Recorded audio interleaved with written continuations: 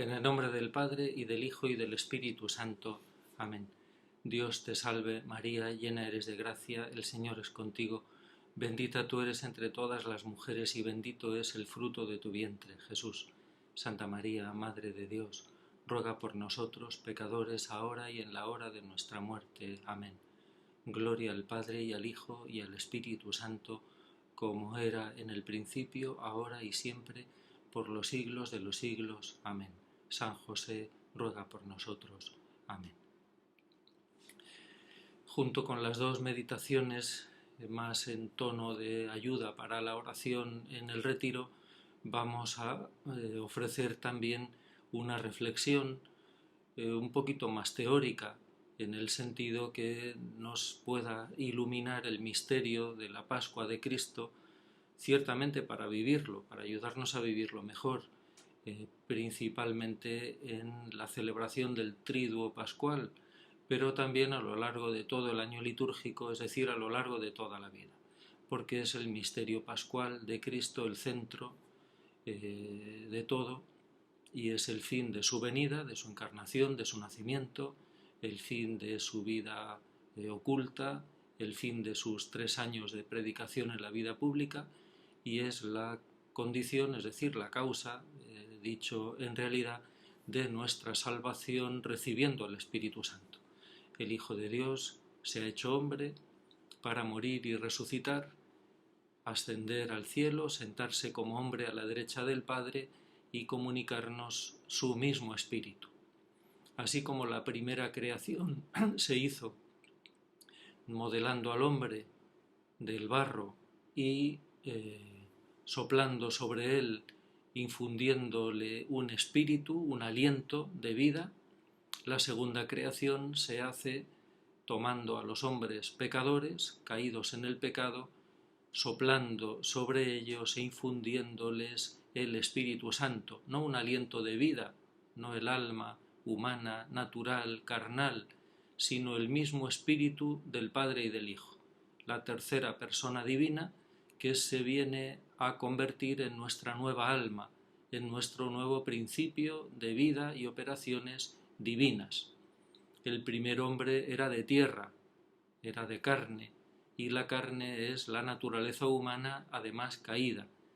El hombre nuevo es creado a imagen de Cristo, justicia y santidad verdaderas, dice San Pablo, es decir, divinizado, recibiendo el Espíritu Santo. Pero para que podamos recibir el Espíritu de Cristo y del Padre, el Verbo se hace carne, asume nuestra naturaleza humana, carga con nuestros males y se entrega a sí mismo a la muerte para resucitar y ser constituido Señor, al que le ha sido dado todo poder en el cielo y en la tierra, y poder, en cuanto hombre, parecerse en todo al Padre, comunicándonos la misma vida divina a quienes hemos caído lo más bajo posible, más abajo incluso que la nada, que es el pecado. Esto lo hace Jesucristo en varios actos, y todo ello se nos ofrece en la liturgia. De manera que lo primero que querría recordar es que la liturgia no es el simple recuerdo de lo que sucedió, de lo que Jesucristo hizo o de lo que hizo a otros hace mucho, sino que es la actualización de su acción redentora para que pueda seguir realizándola en nosotros, es decir, para que nosotros podamos seguir recibiéndola.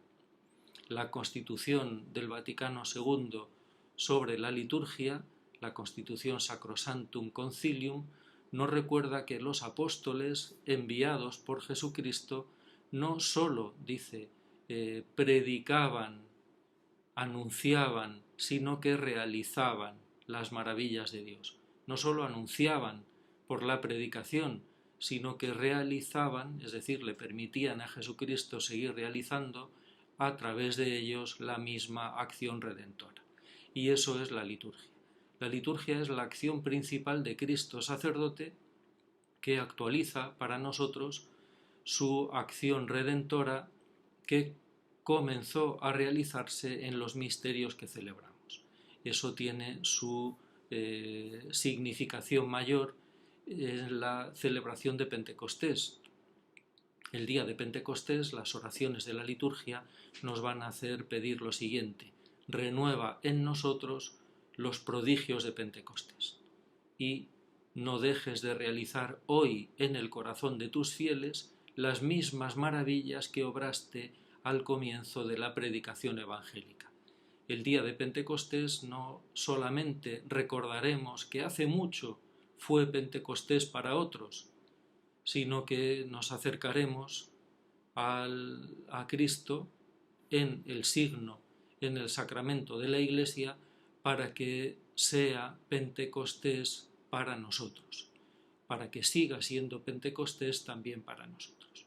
Es lo que en la liturgia, a lo largo del año litúrgico, se refleja en una palabra que se va repitiendo a lo largo de todo el año, dándonos a entender que las celebraciones actualizan, hacen realmente presentes para nosotros lo que celebramos. Lo podíamos decir en el sentido inverso: nos hacen presentes a nosotros en los acontecimientos que celebramos para que podamos seguir recibiendo su efecto, su eficacia transformadora, salvífica en nuestra vida. Esto es posible, primero, porque Jesucristo ha resucitado. Por eso dice San Pablo que si Jesucristo no ha resucitado, nuestra fe no tiene sentido, seguiríamos en nuestros pecados, seríamos los hombres más desgraciados de todos, y porque Jesucristo ha comunicado a la Iglesia por el mandato: haced esto en memoria mía, ha comunicado a la Iglesia la capacidad de seguir realizando las obras de Cristo por el poder del Espíritu Santo. Haced esto en memoria mía está vinculado a recibid el Espíritu Santo. A quienes les perdonéis los pecados, les son perdonados, etc. Pues la liturgia es la acción redentora de Cristo prolongada en la Iglesia por obra del Espíritu Santo. Y eso se concreta, se expresa, como digo, en una palabra que se va repitiendo a lo largo de todo el año litúrgico, que es hoy. El día de Navidad, en las misas de Navidad, la Iglesia no dice hace muchos años nació el Salvador, ni siquiera dice hace mucho nació el Salvador delante de otros, les nació a otros el Salvador, sino que la Iglesia canta llena de gozo: hoy nos ha nacido el Salvador, hoy nos ha nacido el Salvador. No fue Navidad, sino que es Navidad. Y esta palabra hoy se sigue repitiendo a lo largo de todo el año litúrgico. La repetiremos, la recordaremos el Jueves Santo. Señor Dios nuestro, nos has convocado hoy para celebrar aquella misma memorable cena en la que tu Hijo, antes de entregarse a la muerte, entregó también a la Iglesia el banquete pascual, signo de su amor. Nos has convocado hoy para celebrar aquella misma memorable cena. La Eucaristía, nos lo recuerda especialmente el Jueves Santo, no es el recuerdo de lo que Jesucristo hizo, ni siquiera la repetición de lo que Él hizo, sino entrar en aquella misma memorable cena, revivir aquella misma memorable cena en la que Jesucristo se entregó. No recordamos que hace mucho fue Jueves Santo, sino que hoy, el Jueves Santo, será para nosotros el día de la Eucaristía. Entraremos con Jesucristo en el cenáculo. Lo mismo el Viernes Santo. Nos recordaremos que hace mucho Jesucristo sufrió y murió, y cada año que va pasando nos separa un poco más de aquel momento de la historia. Se va alejando cada vez más de nosotros a medida que va pasando el tiempo, sino que volveremos a presenciar, con otros signos ciertamente, pero volvemos a celebrar, a presenciar, a asistir a la crucifixión de Jesucristo. Y lo mismo el Sábado Santo, y lo mismo el Domingo de Resurrección, y lo mismo el día de la Ascensión, y lo mismo el día de Pentecostés, y lo mismo todos los acontecimientos de Cristo se hacen presente actualmente para nosotros en su liturgia. Pero vayamos particularmente al Triduo Pascual y a los acontecimientos que se hacen presente a su significado y a la acción que realiza cada una de estas celebraciones, es decir, la asunción por cada uno de estos misterios de Cristo de nuestra propia vida, o la prolongación de la Pascua de Cristo en nuestra propia vida. El Jueves Santo, tomándolo, viviéndolo como este hoy del acontecimiento que celebramos, es el que hace presente para nosotros el sentido de la muerte, del sufrimiento y la muerte de Jesucristo. Si Jesucristo no nos hubiera dicho el día antes de padecer y morir, de subir a la cruz, ser crucificado, no hubiera celebrado el Jueves Santo, podríamos pensar que la muerte de Jesucristo es el fruto de la decisión de los hombres, que han querido matarlo, tramaron su muerte, buscaron el momento propicio para prenderlo en secreto, sin que se pudiera sublevar el gentío, y le clavaron en la cruz para darle muerte, movidos por la envidia o movidos por el odio, y Jesucristo sucumbe a la voluntad de los hombres. Ya Jesucristo había dicho: nadie me quita la vida, yo la doy voluntariamente, tengo poder para dar la vida y tengo poder para recuperarla, y por eso me ama el Padre. Y todos los días en la misa, precisamente la actualización sacramental del sacrificio de Jesucristo, decimos en la plegaria segunda, por ejemplo, cuando iba a ser entregado a su pasión voluntariamente aceptada, el Jueves Santo Jesucristo adelanta el sentido de su muerte, ese que él está viviendo desde siempre. Para esto he venido, dice él, todavía no ha llegado mi hora y nadie puede echarle mano y prenderlo hasta que él quiere. Pues Jesucristo el Jueves Santo hace presente explícitamente el sentido voluntario y libre de su propia muerte.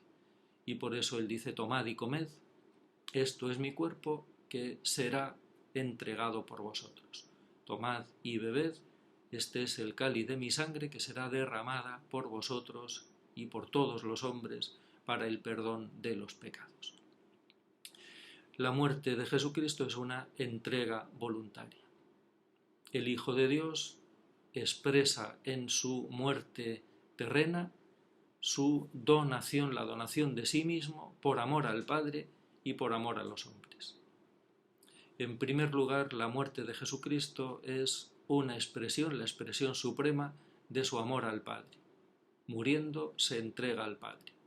Y por eso Jesucristo expira entregando el Espíritu, así lo dicen los evangelistas, y no parece que fuera una expresión corriente para referirse a la muerte de alguien. Expiró, entregó el Espíritu. Ahora sí, después de la muerte de Cristo, la muerte cristiana consiste en un entregar la vida entera en manos del Padre. Pero Jesucristo ha muerto entregándose al Padre. Y por eso las palabras de la cruz, las últimas palabras de la cruz, dan el sentido, nos dicen cuál es el sentido de su propia muerte. Padre, a tus manos encomiendo mi espíritu. El Hijo ama al Padre y por eso muere entregándose al Padre. Jesucristo ha dicho anteriormente que él no puede hacer nada por cuenta propia, sino solamente lo que ve hacer al Padre, lo que ha aprendido eternamente del Padre. Bueno, podemos decir que el Padre es el primero que muere dándose al Hijo.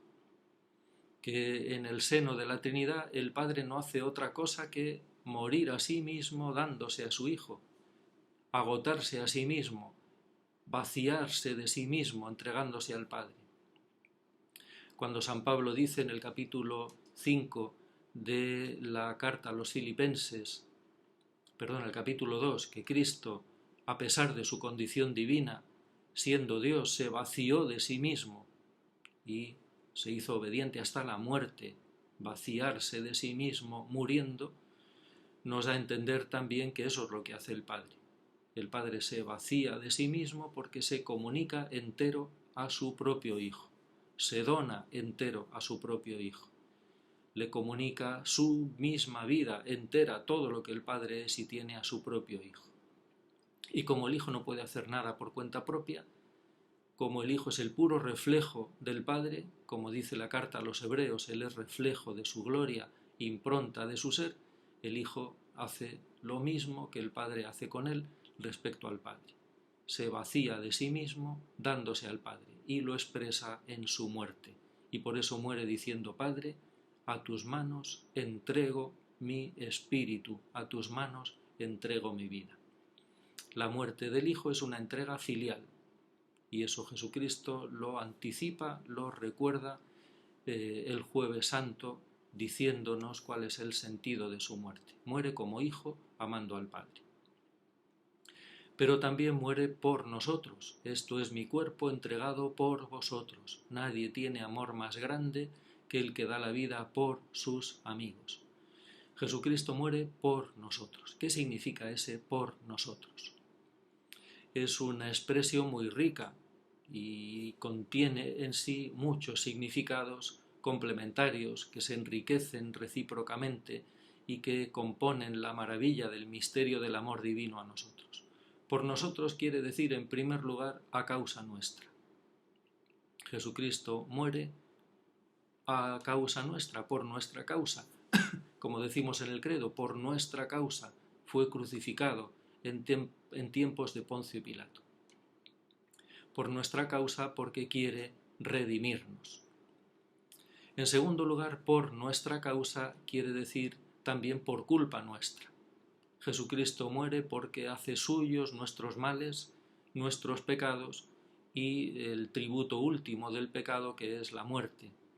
Jesucristo muere por culpa nuestra. Nosotros somos culpables de su muerte. En tercer lugar, por nosotros quiere decir en nuestro lugar. Por en lugar de. Muere por nosotros. Somos nosotros, los pecadores, los que debíamos ser condenados, los que debíamos purgar, pagar nuestros pecados. Y sin embargo el Hijo de Dios hecho hombre ha ocupado nuestro lugar y ha muerto por nosotros.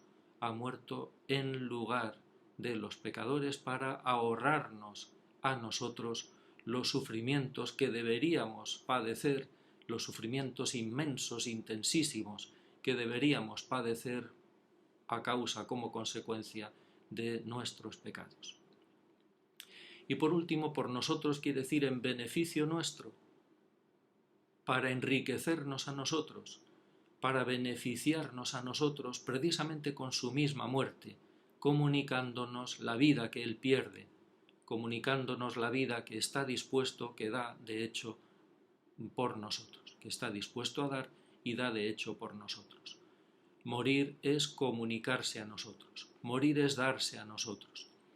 Por eso Jesucristo, tomando pan y convirtiéndolo en su propio cuerpo, tomad y comed, porque esto es mi cuerpo, entregado por vosotros para alimento vuestro. Nosotros recibimos el bien, a Cristo mismo, que se da muriendo en alimento por nosotros. Y lo mismo las palabras de la consagración de la sangre: tomad y bebed. ¿Qué nos expresan las palabras del Jueves Santo? Que el deseo de Jesucristo es darse a nosotros, que no tiene otro deseo más grande que darse al Padre y darse también a nosotros con el mismo deseo que tiene de darse al Padre, de entregarse a Él, de ser uno con Él. Lo es de hecho, pero quiere serlo también con su humanidad asumida por obra del Espíritu Santo en el seno de la Virgen María. Jesucristo desea darse a nosotros y por eso nos dice: tomad y comed. Y este deseo de Jesucristo es un deseo eterno. Por eso Jesucristo dirá: con gran deseo, con ansia he deseado comer con vosotros esta Pascua antes de padecer. Es este el deseo de Cristo de darse a nosotros. Y Jesucristo encuentra su gozo en darse a nosotros. Tomad y comed. A la vez este deseo de darse a nosotros es deseo de asimilarnos, de hacernos suyos. Venid a mí, todos los que estáis cansados y agobiados, y yo os aliviaré. Venid a mí. El deseo de Jesucristo es asumirnos, unirnos con Él y darse a nosotros. Venid a mí, tomad y comed. Y como nos recuerda el Papa Francisco en la carta Desiderio Desideravi, este deseo de Jesucristo es el que está detrás de todas las misas que celebramos, de todas las comuniones que hacemos cada día en esta vida. Ya Jesucristo nos tuvo presentes en la última cena, deseó darse a nosotros, habló de nosotros cuando dijo: con gran deseo he deseado comer esta Pascua con vosotros. ¿Quién es ese vosotros? No solo los apóstoles a quienes tenía reunidos a él junto así en torno a la mesa, sino todos y cada uno de todos los hombres, a quienes Jesucristo desea unir a él y a quienes desea darse, con todo el deseo divino, con todo el deseo que solo Dios puede sentir. ¿De qué nos habla el Jueves Santo? Del deseo de Jesucristo de hacernos suyos y de darse a nosotros. Y eso lo hace presente cada día en la Eucaristía. La Eucaristía es el sacramento del hambre y la sed, en primer lugar, que Jesucristo tiene de nosotros y de todos los hombres, y en segundo lugar, el sacramento del hambre y la sed que nosotros debemos tener de él. Tengo sed de ti como tierra reseca, agostada, sin agua.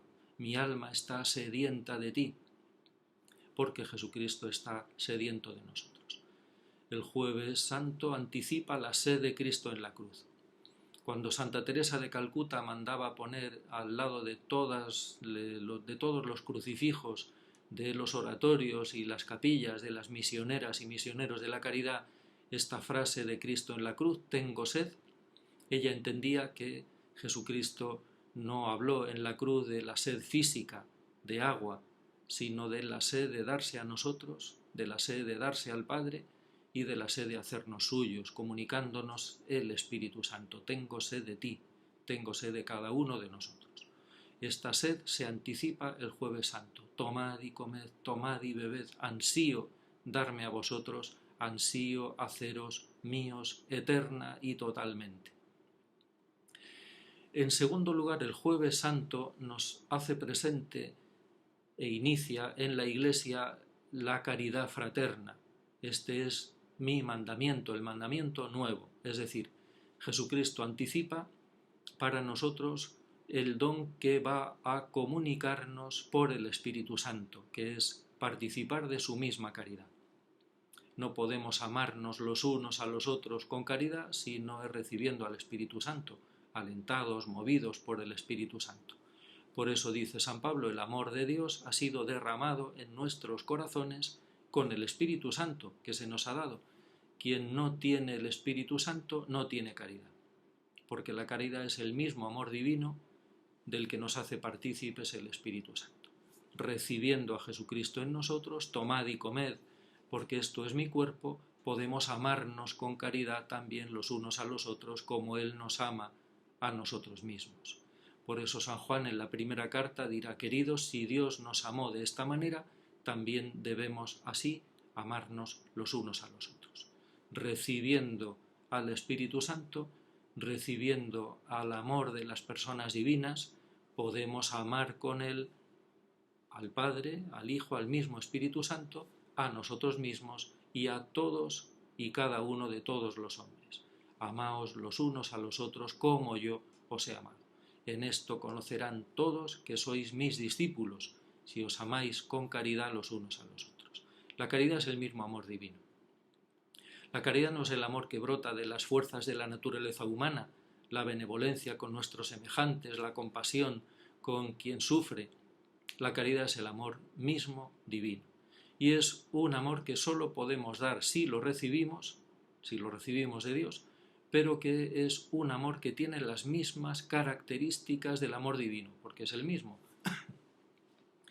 Cuando es verdadera caridad, es un amor gratuito, es un amor continuo, no ceja, no dejamos de amar, como Dios, Padre, Hijo y Espíritu Santo no dejan de amarnos a nosotros, y es un amor creador, es un amor eficaz. Pone en aquellos a quienes amamos con caridad los bienes divinos, colabora con Dios en su salvación. Cuando el Espíritu Santo pone en nosotros la disposición a morir realmente por alguien, como Jesucristo, nadie tiene amor más grande que el que está dispuesto a dar la vida por sus amigos, ese amor no puede caer en saco roto. Es un amor eficaz, porque el amor divino es eficaz. No tenemos más que recordar, a modo de ejemplo, las palabras de San Ambrosio a Santa Mónica, que lloraba por amor a su hijo Agustín. No puede perderse hijo de tantas lágrimas. En realidad habría que decir no puede perderse hijo que es amado con tanta caridad, hijo que es amado con caridad. Y en tercer lugar, el Jueves Santo se nos ofrece de parte de Cristo el don del sacerdocio, que es un misterio constitutivo de la Iglesia. La Iglesia es un pueblo sacerdotal, todos los bautizados somos sacerdotes, profetas y reyes por el bautismo, pero hay un sacerdocio distinto al sacerdocio bautismal que es constitutivo del misterio de la Iglesia y que es un don para todos, no solo para quienes lo hemos recibido materialmente, sino para todos, en un doble sentido. En cuanto que el sacerdocio que recibimos unos es en beneficio también, no solo propio, sino también en beneficio de los demás, y son dos beneficios que no se pueden separar ni contraponer. Jesucristo no puede querer que los sacerdotes hagamos bien espiritual a los demás, haciéndonos mal espiritualmente a nosotros, deteriorando nuestra propia vida espiritual, apartándonos de Cristo, debilitando nuestra fe y nuestra caridad, porque Jesucristo nos ama también a nosotros, pero tampoco podemos hacer bien a los demás si no es en proporción a nuestro propio bien espiritual, al bien que nosotros mismos recibimos de Cristo en la vida sacerdotal que Él nos concede. El sacerdocio es un bien para toda la Iglesia en este primer sentido, pero también es un bien para toda la Iglesia en cuanto que la estructura de la Iglesia es constitutivamente jerárquica. Jerárquica en el sentido cristiano no significa exactamente lo mismo que el sentido corriente que se suele dar a esta palabra, jerarquía, como tampoco la democracia en la Iglesia, cuando decimos que la Iglesia es jerárquica y no democrática, tampoco tiene exactamente el mismo sentido corriente que se da cuando hablamos de democracia y de jerarquía. En el sentido corriente, jerarquía y democracia se oponen, en cuanto que, se oponen de una manera determinada, en cuanto que democracia vendría a ser, literalmente, poder que reside en el pueblo, demos es pueblo y el sufijo siguiente viene del griego kratos, que significa poder, autoridad. Democracia significa que el poder de decidir sobre sí mismo reside en el conjunto del pueblo, pero como es imposible, es inviable estar reuniéndose todos los días para decidir juntos sobre todas las cosas, se delega el poder de decidir en algunos representantes elegidos por el pueblo, y eso es la democracia. El pueblo delega el poder que tiene de decidir sobre sí mismo en unos representantes elegidos por el pueblo para que sean ellos los que decidan en nombre del pueblo. Y la jerarquía, en el sentido corriente, significa un escalafón, una cadena de mandos en la cual los inferiores están sometidos a la autoridad de los superiores. Si no pueden salirse de esa cadena jerárquica en la cual los poderes se delegan de arriba a abajo. El jefe de todos delega algunas funciones jerárquicamente en unos superiores que están inmediatamente por debajo de él y así sucesivamente. El poder viene de arriba y se delega en una especie de pirámide descendente hacia abajo. Cuando decimos que la Iglesia es jerárquica, no queremos decir esto. Y cuando decimos que la Iglesia no es democrática, no queremos decir que nadie tiene nada que decir, que los fieles laicos no tienen nada que opinar en la Iglesia, porque la Iglesia es jerárquica y tiene unos mandamases que son los únicos que pinchan y cortan. Jerarquía significa jerárquico, viene también del griego, que dos palabras, hieros, arge. Hieros significa sagrado, divino, y arge puede significar poder, pero en este caso significa autoridad, es decir, capacidad de dar vida. Que la Iglesia es jerárquica quiere decir que la vida viene de arriba, de Dios. Que la vida no viene de los hombres, viene de Dios. Que no somos nosotros los que tenemos poder de vivificarnos a nosotros mismos, sino que es Dios Padre en Cristo, por obra del Espíritu Santo, en la Iglesia, quien nos comunica su vida divina, quien actúa en nosotros, y que nosotros dependemos, solo podemos recibir la vida divina.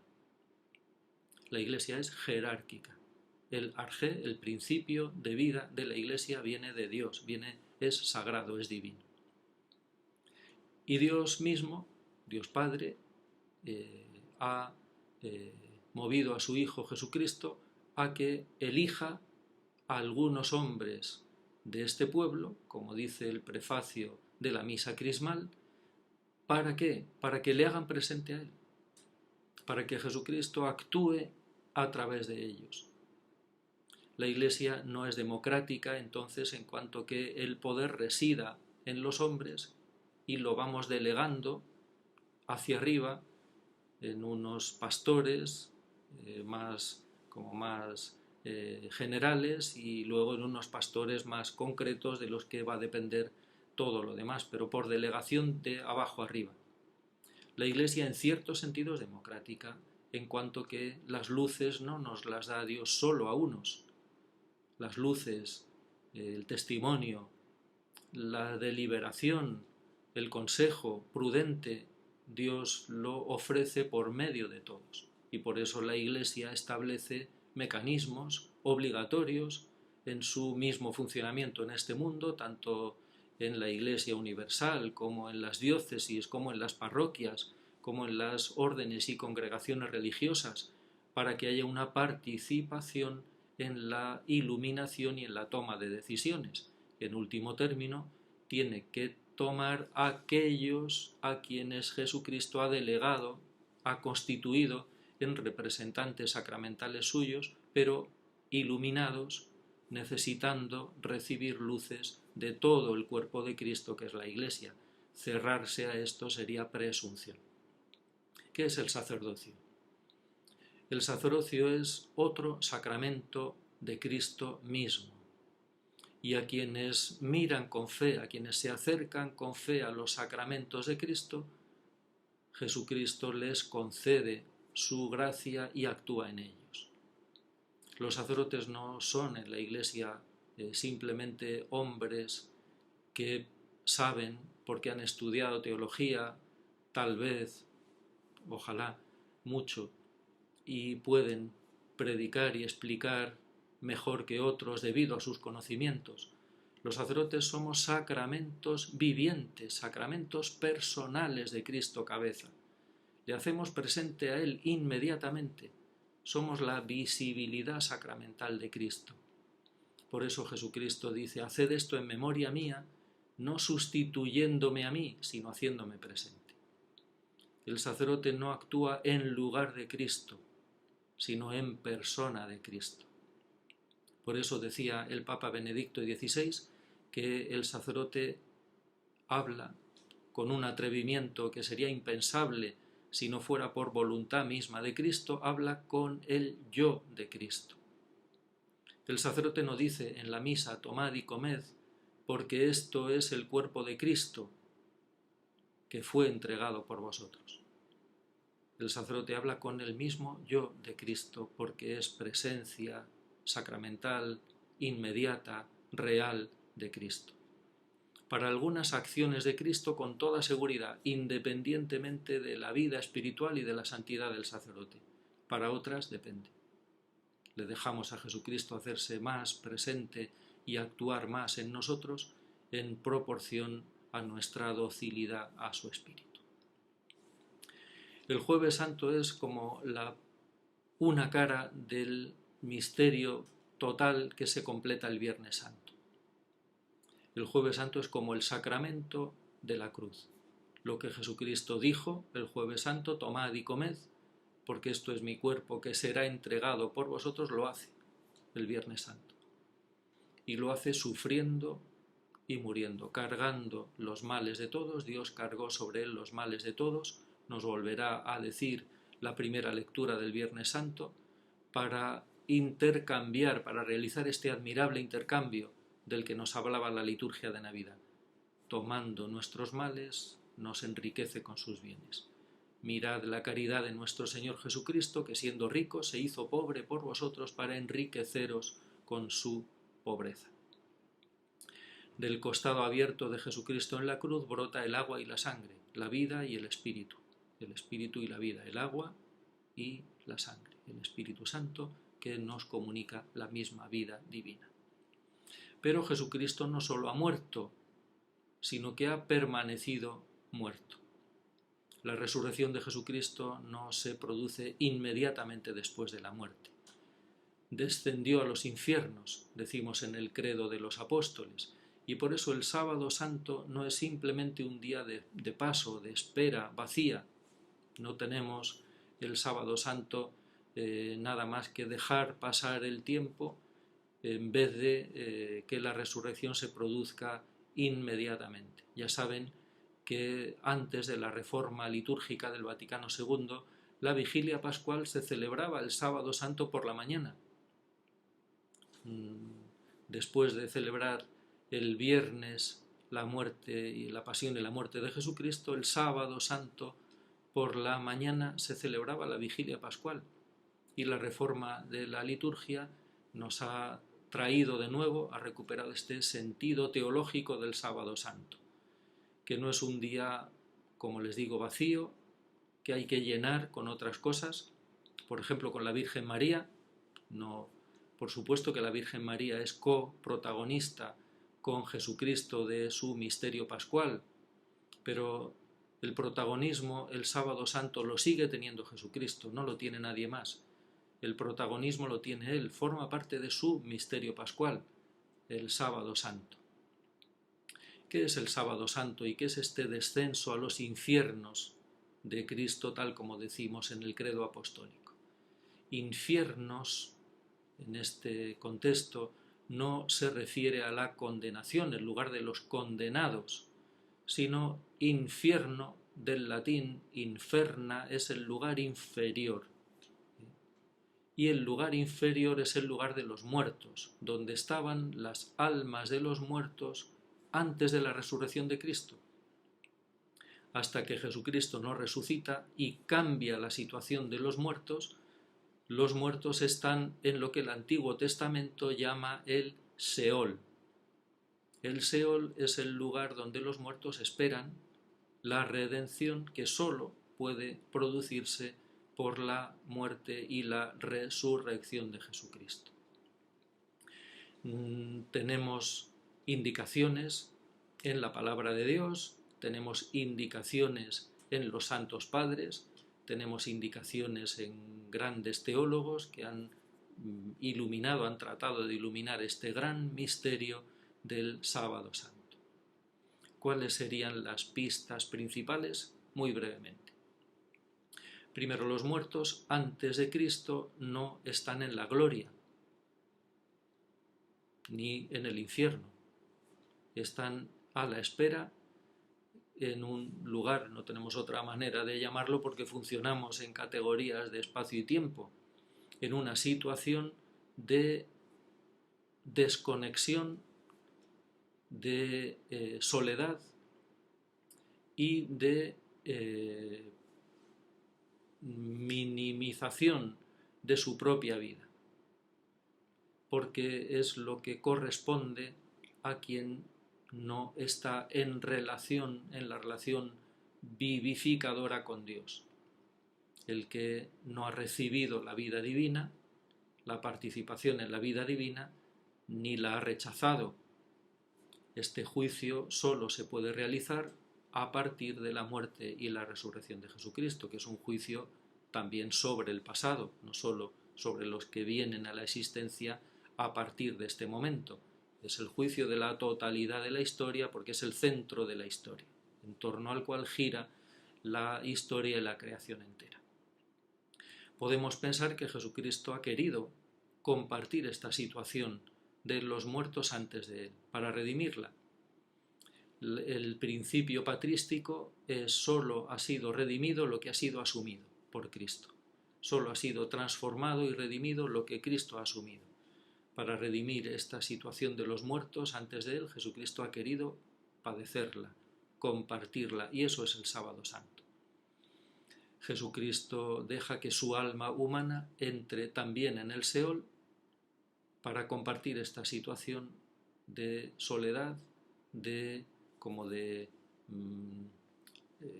letargo de la vida humana. No tenemos más que repasar algunos de los salmos, por ejemplo el Salmo 87, me has desechado, estoy olvidado de los vivos, de los muertos y hasta de Dios mismo. Esa es la situación que Jesucristo podemos pensar legítimamente que ha querido padecer también el Viernes Santo, para librarnos de ella, para sacar a los que estaban allí y para que nadie más tenga por qué pasar por ahí.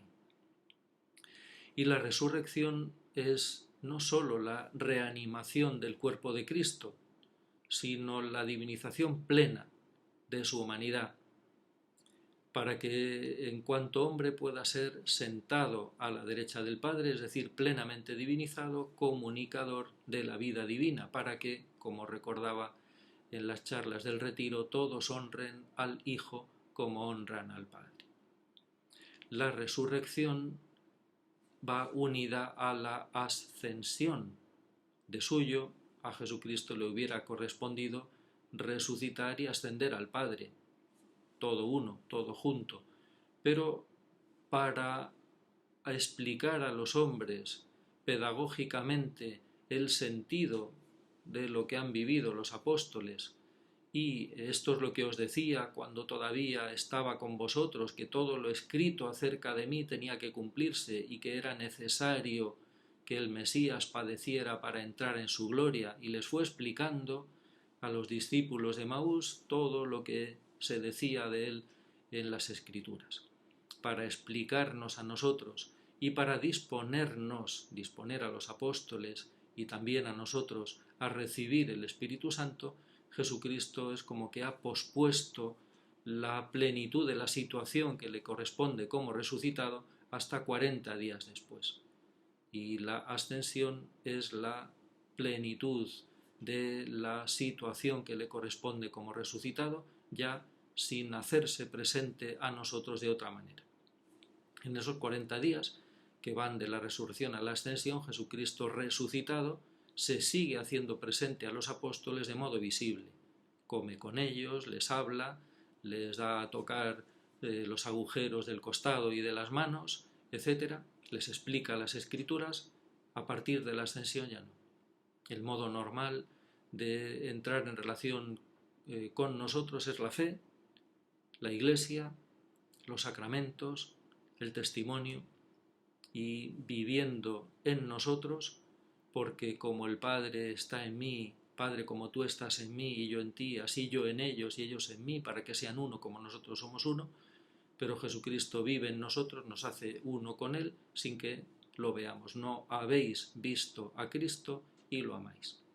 Y la culminación del misterio pascual es Pentecostés. El Hijo de Dios sufre, muere, resucita, asciende al cielo para comunicarnos el Espíritu Santo. La teología del misterio pascual es la vida cristiana. Es el misterio de Cristo dado a nosotros para que lo vivamos, para que se haga también vivo en nosotros. Todo esto Dios lo realiza por la intervención maternal de la Virgen María. Sin ella no hace nada, al margen de ella no hace nada. y también la Virgen María está presente en todos y cada uno de estos aspectos del misterio, del único misterio pascual de Cristo. Pues a ella nos encomendamos y le pedimos que nos conceda entender y vivir cada vez más el misterio pascual de su Hijo.